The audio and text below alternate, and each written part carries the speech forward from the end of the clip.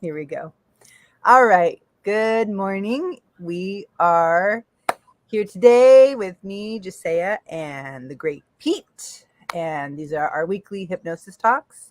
And today we are going to talk about growth edge and the method for accessing intuition and resolving tensions. So, as always, please, any questions that you might have, feel free to type them out in real time and take it away, Pete. Awesome. So I was thinking, continuing on what we were doing the last couple weeks, this is like the next part of with every growth and journey we go on, we hit an edge, right? And they call it the growth edge because at the growth edge, we can see where we want to be, but we feel like something's in the way, you know? And really what we need to do is either have a shift in our mindset, a new insight, or even just a new perspective, right? Now, sometimes that comes really easy. Sometimes we need someone to coach us, to guide us along. This is one where a lot of the clients I work with, this is the point they typically come to me, is because they go, I've tried so much and I'm stuck, right? I can't get over that hurdle. And so it's really a great place to be in because it means you're almost there. And so when we have that growth edge, right, it means we're just going to learn something new. We're going to make a small shift in our identity so we can see ourselves differently to get over that hurdle, right? And so when we think about it as simple as can be, it's about our thoughts, it's about our emotions, and it's about the actions we take. And so it's one where, we'll use weight just as an easy one, right? Where someone goes, the thoughts of I am fat, right? That is really a terrible thought if you're trying to lose weight, right? Because that is an identity statement. That's a powerful thought. The emotions behind it are very negative. Therefore, the actions you take will reflect that, right? And sometimes we got to learn something new, right? It's one where a lot of people I work with, it's really accepting that it's a journey. It's not going to be an overnight process, right? We're going to celebrate every small win as they come, right? Some people, they need to relearn how to eat altogether, right? Some of them just need to shift the belief of I am fat into I am a person who's starting to lose weight, who's starting to take control, And as we bring in those good feelings of like, wow, like I ate half the portion I normally eat. Oh my goodness, I feel really good about that. You're feeling that emotion, you're reinforcing those thoughts, and you're going to take better action, right? But for a lot of people, they hit that growth edge, right? They hit that wall. They get frustrated because they want to get past it. They just don't know the way, right? And I've learned over the years, every time I hit this edge, it is my calling that it wants me to grow beyond it, right? It means I'm not settling, or I don't want to settle where I'm currently at. I want to get beyond it. And so to me, I use it as a calling, right? As an intuition inside of me saying, there's more you can do. So let's go out there and do it. But when we think about it from, I say, more of a scientific standpoint, not a lot of people think that way, right? We get stuck on this feeling that something else is controlling us, right? Like there's another puppet master pulling the strings who are just keeping us right at that edge, right? For us, scientifically, it's our subconscious mind, right? It's what houses all that ability to stay where we're at because it knows what's on this side that we do not like is safety because we know what's there. We don't know what's on the other side of this wall. That's scary. And so it's trying to protect us, to control us into that spot until we can really go, no, I'm ready for it, right? I'm willing to learn, to let go of something. And so as we typically live our day, right? And I find most of us call it stress, right? When we're stressed out, it's because we're at that growth barrier, right? Where we go, there's something more on the other side. I just can't get there. It is telling us that there's something greater for us. And so to keep it simple, we really have two choices in that moment, right? We can either settle in, go, you know what? I'm going to reduce my demands and I'm just going to stay here, right? Or we can grow. We make that wall go out another 2 feet, 5 feet, 10 feet, a mile, right? As we learn to handle what happens, right? As we learn to handle the new skills, the new beliefs, right? Because they're not set in stone just because we say them. They become set in stone based on the repetition we give them, the reinforcement that we look to go, yep, that's a reinforcement of that new belief. That's how that growth edge goes out further. So if we think of Newton's third law, right, it's every force has a equal opposite force. And for me, I love that because it tells us every time we're feeling stressed, the equal opposite force is that freedom, right? And so we have to be able to look for that opposite emotion, right? Because if we're just, let's say, frustrated, right, that emotion, we need to look at it and go, you know what, I'm going to settle into that frustration, or we're going to integrate into the freedom, right? We can't have both. We have to be able to choose.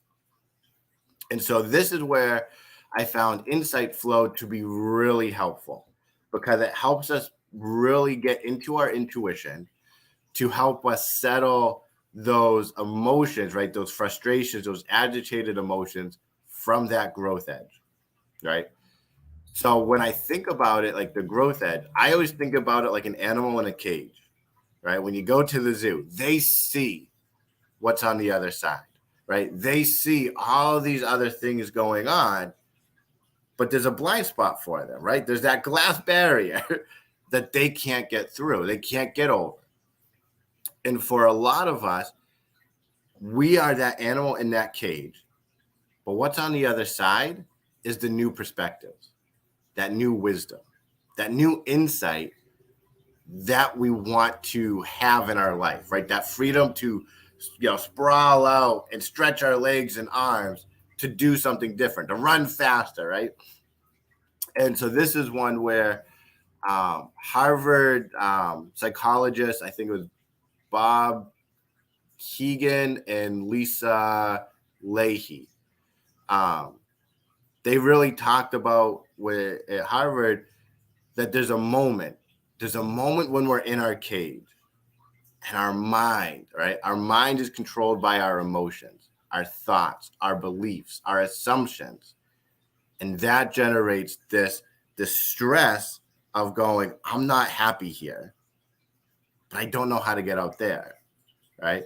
What we're looking for is that key just to get past this stuck cage, this glass, to find the balance, to be on the other side, right? To get that shift from being caged to free only comes in small transformational shifts, right? They're insights.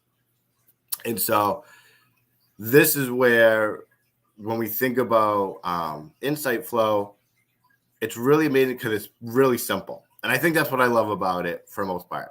So the first part to it is you got to talk to your emotions as if they're a third person. They're not you, right? They're not someone you know. It's just a third person, right? You need to get a little distance from you and that emotion, right? I think about it as if it's Velcro before we rip it off, right? They're stuck on you, and you have to rip them, right, to pull it off, so you can separate yourself from the emotion. All right. So for me, when I do this, the first thing I do is I say, you know what? Let's say it's frustration. I go, you know, frustration, I need to talk to you. Can you present yourself? Right. And I'll pull them out. I will give it a size, a shape, a color, a smell. Maybe they talk in alien language that I don't understand. That's okay. Right. But you're giving it this third person embodiment for it. Right. And as I pull them out and I make sure I take the time, this isn't something you just go, oh, boom, there he is. Take 2 minutes, 3 minutes if you need to, just to pull them out. You know, if we think about therapy work in Gestalt therapy, have a second chair in front of you if you need to put them in. You know, get emotionally involved when you talk to them. And so when they're pulled out, right, they're either sitting or standing in front of you, talk to them. Ask them, what do you need right now? Right? Why are you here? Are you trying to protect me? Right? Do you know how you affected my thoughts and my actions? Like how you're holding me back? And once you kind of create that dialogue and you gain, excuse me, a little bit of insight, right, from their responses, then you ask the emotion, right, the frustration, just to step away, right, to go maybe in another room, to go outside, right? So you just have this place just to process what you just experienced, right? And so this is where step 2 comes in. As they leave, you get to go to a still place, a quiet place, right? The Buddhists call it going into being a non-being, right? It's a place where it's just, I guess the way I look at it is it's like at the end of an orchestra when the maestro, and he finally goes like this, and you hear all the music just stop, right? That's how I picture it, but for my mind, right? Is you're just saying, time to quiet down so I can reflect, right? And again, or you can ask the part just to leave, right? Just to go outside for a moment. I got to sit here and a couple of moments of peace, right? It doesn't have to be a long time, just long enough so that opposite energy, your intuition can show you something, right?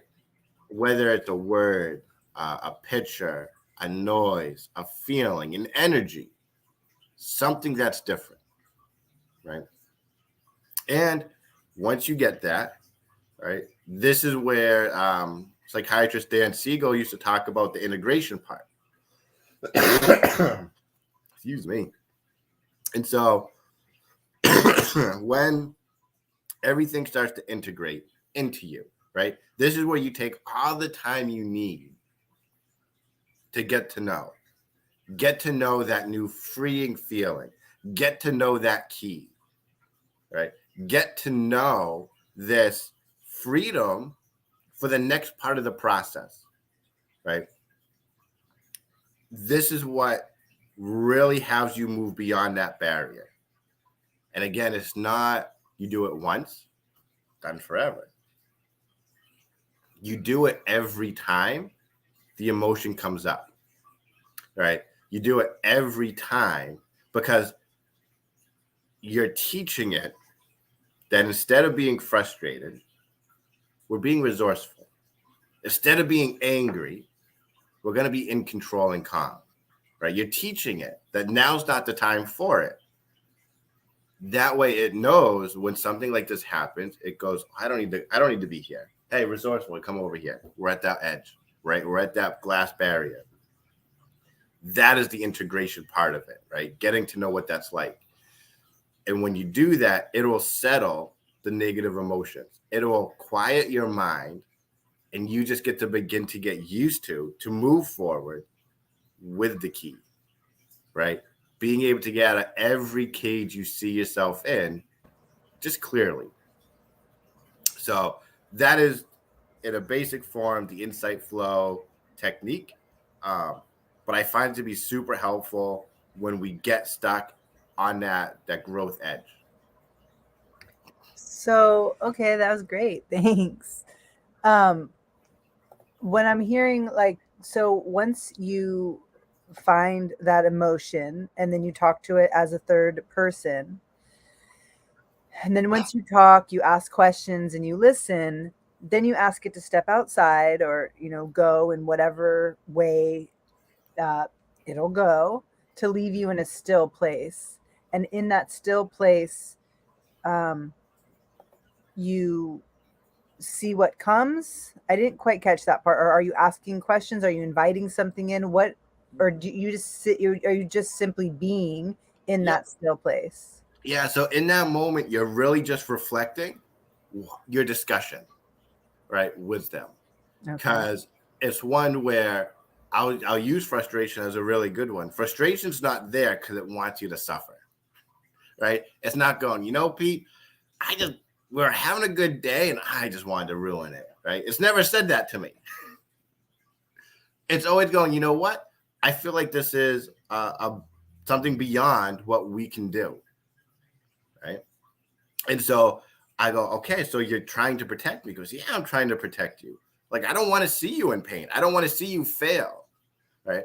Okay, so that's why we're frustrated, right? Or he goes, hey, we never learned that skill, right? We can't do that because we don't know that skill yet. Okay, so instead of being frustrated, it's, I have that conversation. I go, hey, go outside and play. Go play hoops for a little bit. I want to sit here and reflect. And I'll go, so he's trying to protect me, huh? Yeah, I can see that, right? He's right. Like, the way he said it wasn't right, but he is right. I don't know how to do that. So I wonder what I can do to learn it. I wonder who I could reach out to that might know either how to do it or to get a book or a course or whatever to learn it. Now all of a sudden the frustration is no longer there because I'm still keeping what he's trying to do for me, but I'm getting a new perspective as far as, yeah, I got to learn something, right? And then he doesn't need to come back. He can just keep playing, and then I get to go, okay, I now know what I need to do, right? Something different. Knowing if I do the same exact thing, he's going to come right back. Okay. But the moment I just do one thing different, if he comes back, it's for a different reason. But chances are it'll be a different emotion, a more empowering emotion that will creep in.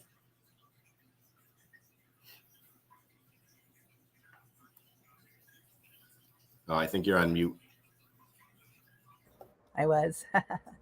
I'm feeling like, in this, just, simplified 3-step version, um, the still place is a really important place that I think can sometimes be overlooked. Um, and then sometimes people are in a still place um, without no, giving themselves the power and taking the initiative to remove something or to pay attention to something. And then the integration part will sometimes, I feel like I know I could look at these 3 things and say I've maybe done one without the other, or tried to, do the one without the two, something like that. But to kind of see this just as, again, a simplified version of a place to start, where you realize that um, this thing that you're just used to happening, like this thought just happens and I just have to deal with it and it's in my head. I can't stop it. It's like, actually, you could start to talk to it Yeah. and listen, ask it questions, see what happens, and then escort it outside. Like that's actually really powerful, you know, and and it's less abrasive than like shooting it or throwing it, to the moon or universe. Um, Yeah. there's times where that might be the right thing, but you don't have to annihilate or forcefully get rid of something all the time. Often, I think just like creating that relationship to your own self and all the aspects that you could just take a moment to listen to the tantrum, to ask some questions, exchange dialogue, and then escort them outside. And even if that means you need to make them like a nice little bed to go relax to, there's a difference in that to a forceful way, which often just continues the struggle, and it'll usually win. That's the problem. So Yeah. it's like, and so I'm kind of just hearing that, and then the integration as well. Yeah, the integration is probably the most important part out of all of it. Right. Right? Because if you don't embody or integrate the change, then you won't change. Right. Right? It's the difference between whether knowledge and wisdom. Right. Yeah. You Right? can know everything, but if you don't imply it, like my mom always says, wisdom is conduct, which I Yeah. always remember that. And I like that. The last little piece, we are at our 20 minutes, but I just wanted to point out another part that I've been working with, which is bringing something in. So, which I think is part of what you're saying, but I've been working with these aspects of like, okay, noticing something that doesn't feel right, talking with it, and then, giving it a place outside of your body, or at least in a more, less important seeming place, like the middle of your finger, like you've mentioned, like tip of your finger. Yeah. And then again, I like the moving to the still place. And then from there, if there's something that you notice, like inviting it in, I think that, which I think is also part of the integration, but I just think visually and physically to think about meeting and dialoguing with an emotion and then letting it outside, then there's a space. And Yeah. that still space is really nice to just listen, but it also could be thought of as now a place that you can invite something in. Yeah. And this is one where with this one, that still place, it will naturally want to come in. So what I say, even I do it, and I've done it with clients too, where I'm like, okay, now we're getting rid of angry, let's bring in happy, right? We're just trying to bring in a specific one. This one's more designed where they get to go, I don't know what it's called, but it's really nice, right? They may know what, they may go, wow, this is pure bliss, right? They may say that, but they may go, I don't know what it is, but it feels right, right? And then you just integrate with that. So versus being directed, it's very indirect of what emotion is coming in. It's just knowing that there is an opposite to every emotion. Right. You know, Yeah, and what I we think that's call it could be different. right. Well, and often, I mean, words are just our best ability to describe, you know, the the thing that's happening that didn't have words until you put it onto them anyway. But so it sounds like that aspect that I'm talking about is within the still place and integration. So just to put it out to like other viewers when they're listening, you know, there's many ways to do everything always. And one idea as well is if there feels like a space or an opportunity to, as you've let something go, noticing that space and that you can fill it with something. And even if it's a I don't know, um, there's probably an opposite of that feeling that you let out. And even if that word isn't quite right, maybe you just feel what it might feel to feel different than that thing you wanted to let out. And then just maybe see if it wants to place itself there and grow. It could be an elephant, it could be a seed. I mean, it just It depends. could be a noise, right? A noise just might come into your mind and it goes, oh, I remember that noise. That time I felt this way, right? This is where I learned the mind is amazing because it could be a picture, it could be a word, it could be a smell, Right. right? It could be anything, Yeah. but it'll have significance to you as the person going through it. Yep. Yeah. Well, great. Growth Edge Insight Flow. I'm sure there's more that a practitioner or a client could look into and Google if you're more interested.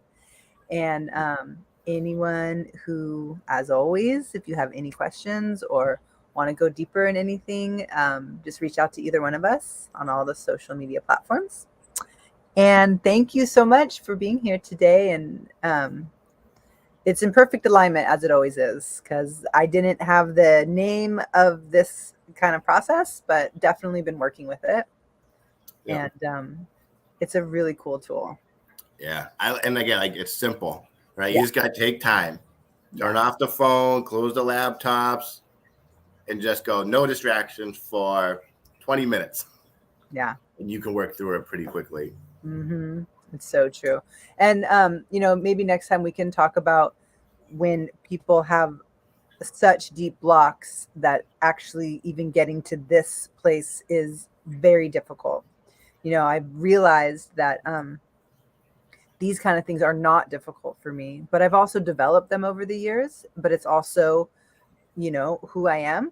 But I definitely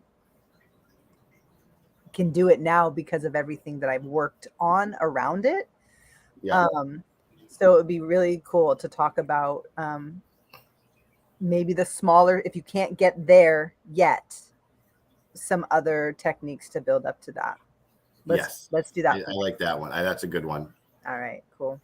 All right, well, hey, thanks everyone, and we will sign off for now. Ciao. Thanks, Pete.